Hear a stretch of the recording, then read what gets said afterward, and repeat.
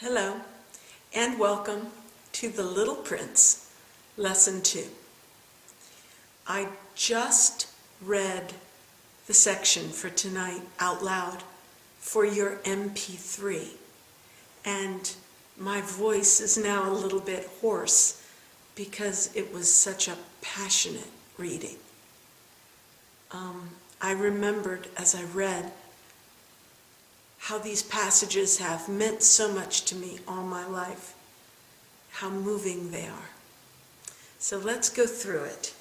We're beginning at chapter 5 with the danger of baobabs. When I was a child, I read this book. I had it read to me, and I also read it myself several times throughout my childhood. And I never knew what a baobab was. I thought it was a tree, kind of like this picture.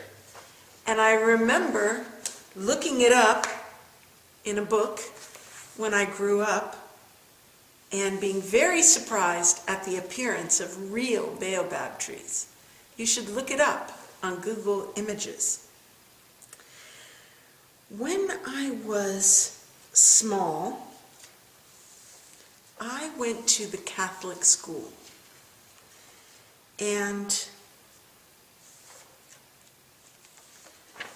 this concept of baobabs has been really important to me in my life. I have a concept that came from this book and also from my Catholic upbringing, that our life, or maybe our soul, our spirit, is like our little planet. See the little planet right there? And in the planet, there are many seeds. Our soil is infested with seeds. Some of them are good seeds, flowers, fruit, but others are bad seeds. They're weeds, they're ugly plants, or maybe they could be baobabs. And a baobab will destroy the planet if it is allowed to take root. Now, at my house, right now, we have a lot of oak trees. And the oak trees throw down a lot of acorns. Acorns are the seeds of the oak. And I'm sure you've seen them because it's the kind of nut that is in Ice Age. That the squirrel, remember the squirrel goes for the nut, the acorn. And every spring, those acorns sprout, and they send up a little inoffensive sapling. But if you leave it 2 weeks, you can't pull the thing up. It sends down a root that grabs the earth, and you can't get it up. And I always think the baobabs are like that. Baobabs represent sin, faults, sins, faults, bad habits,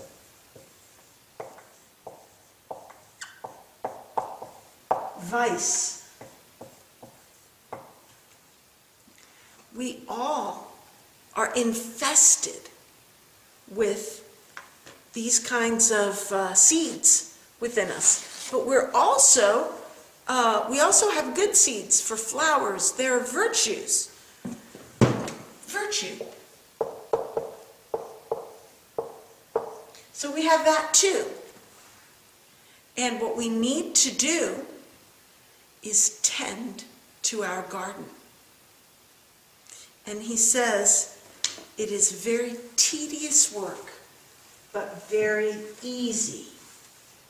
And to me, That phrase, "it is very tedious work, but very easy," is a phrase that has stuck with me all my life.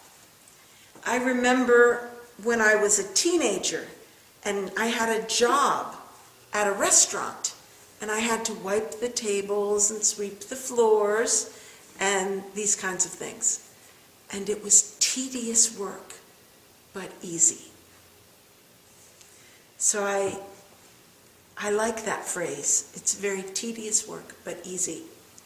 And I think about attending to my soul and pulling out the little seedlings of sinful behavior or faults or bad thinking when it's little, so that it doesn't grow and grow and take over my life and destroy my soul, destroy my planet.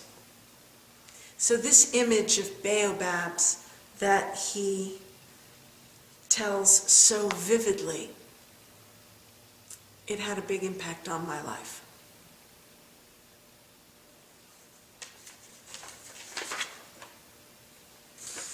And I think he intended it to be taken the way I'm taking it, because he says, "Children, I say plainly, watch out for the baobabs." So he says he was carried beyond himself by the inspiring force of urgent necessity. Page 19. Last phrase in chapter 5. This book is written so beautifully. You should just listen to it and try to get the music of the language. Okay, chapter 6, Sunsets. See this picture? When I was a child, I was very lonely. Very, very lonely. And every summer, for 1 week, we would go to the beach. And for us, the beach was East Coast. So it was the Atlantic Ocean.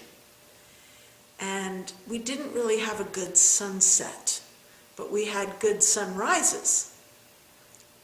So I would watch the sunrise on the beach, and it was very lonely, and I felt very sad. And when I was in some elementary grade, I think it may have been the 7th, but it's possible it was the 2nd, but I believe it was the 7th. I'm not sure though. I had a friend who was a nun, and I asked her to be my confirmation sponsor. And she wasn't allowed to do it because she was a nun. And nuns aren't able to make a commitment to staying with you. So she said no with tears. And I made her a pillow as a going away present when I left school. The pillow, it was a square pillow like this, and on the outside it was white.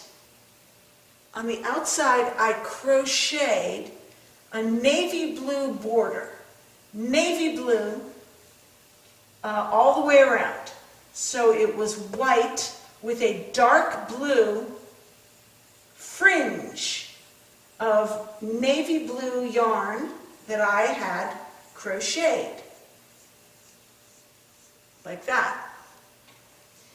And on that pillow, I embroidered this picture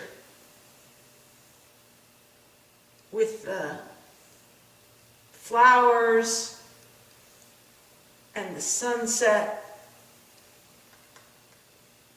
flowers.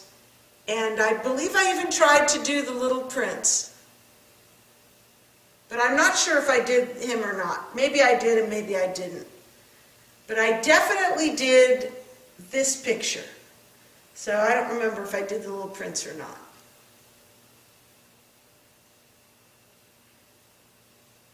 Maybe I did an empty chair, because it was easier.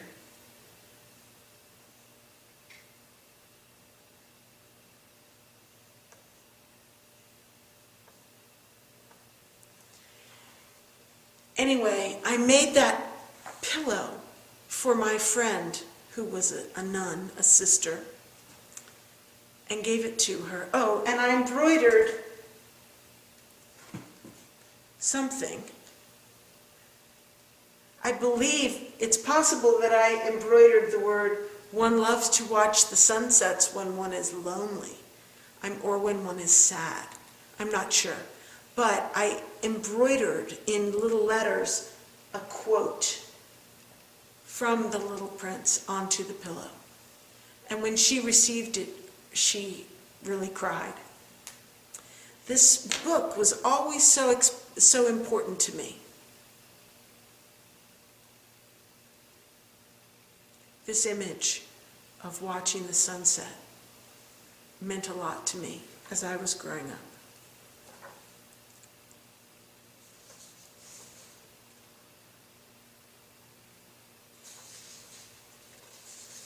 Chapter 7, where we learn the secrets of the Little Prince's life. I'll put this here.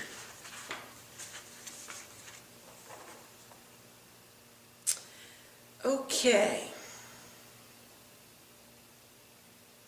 This is the really passionate chapter that I just read.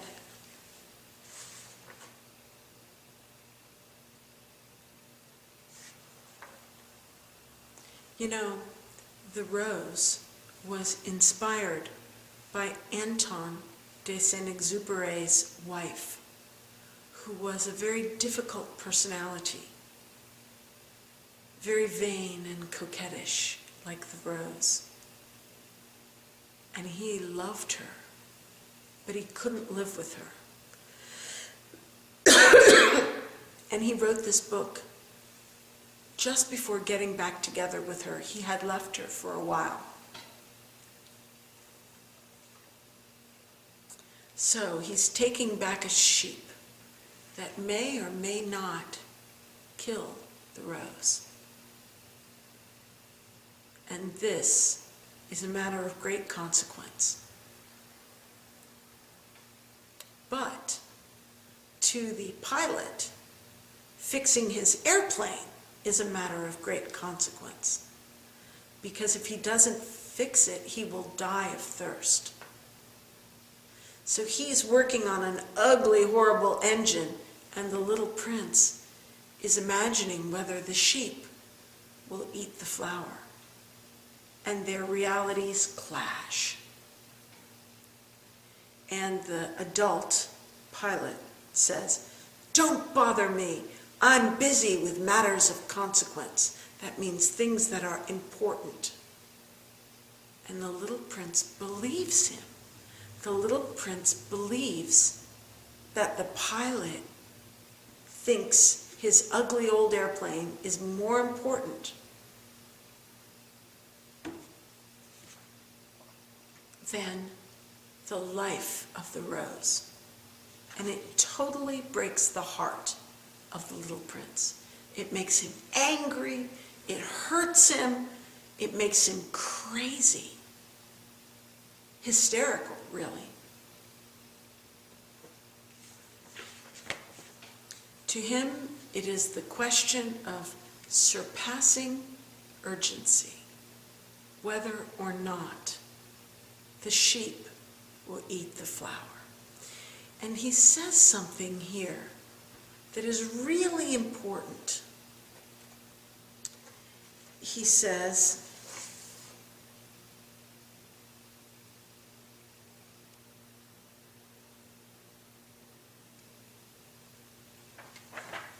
bottom of page 23, "If I know, I myself," that shows that to him, the fact that it is him who knows it makes it important. Hold on. If I know, I myself, one flower which is unique in the world. So the little prince is unique in the world, and his flower is unique in the world. Each of us is unique in the world. So I myself know one flower which is unique in the world, which grows nowhere but on my planet, but which one day a sheep could eat in a single bite without knowing he did it. He says on page 24, if someone loves a flower, of which just one single blossom grows in all the millions of stars, it is enough to make him happy just to look at the stars. He can say to himself, somewhere my flower is there. But if the sheep eats the flower, all of a sudden, all of the stars go dark at that moment. That's important. You have to know this with your heart. This book is really filled with truths which are very hard to talk about or to explain. But this is, to me, very moving.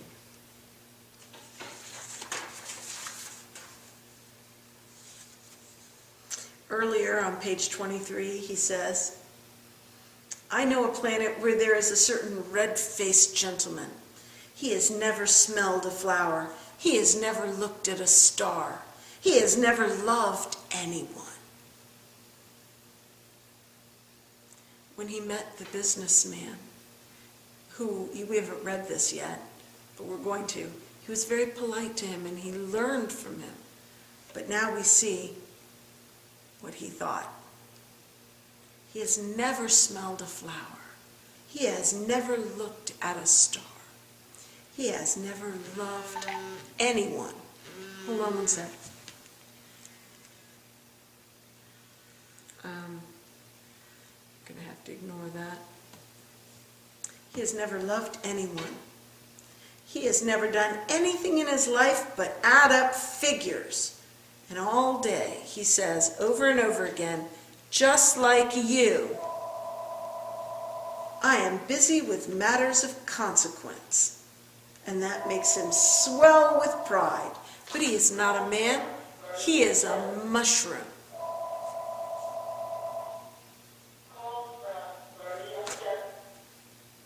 It's so important for us not to miss what is really important in life. Adding up figures, doing what it takes to make a lot of money might steal our life away so that we're no longer people, we're mushrooms. Look at the values of the little prince. He has never smelled a flower. He has never looked at a star. He has never loved anyone. Some things are more valuable than others, and we must become like little children to inherit the kingdom of heaven. But the people who add up the figures swell with pride because they think they're busy with matters of consequence, important things. But sometimes smelling a flower is the important thing.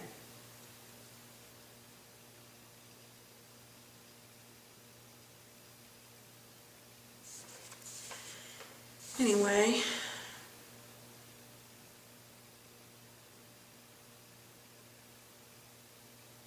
the last line, last two paragraphs.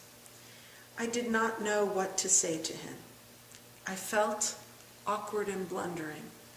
I did not know how I could reach him, where I could overtake him and go on hand in hand with him once more. It is such a secret place, the land of tears. By upsetting the little prince, he lost connection with him. And he wanted to somehow run and catch him and walk with him again in fellowship, hand in hand. But the land of tears is a secret place. Sorrow, sadness, it's a place where it's hard to reach people. He felt awkward and blundering, but he kept trying. The land of tears. Okay, that is it for tonight. I know it's a very short lesson. I hope you really enjoy this book. This book has had a huge impact on my life, on my children's lives, my daughter's life, and I hope you find it beautiful. See you next week.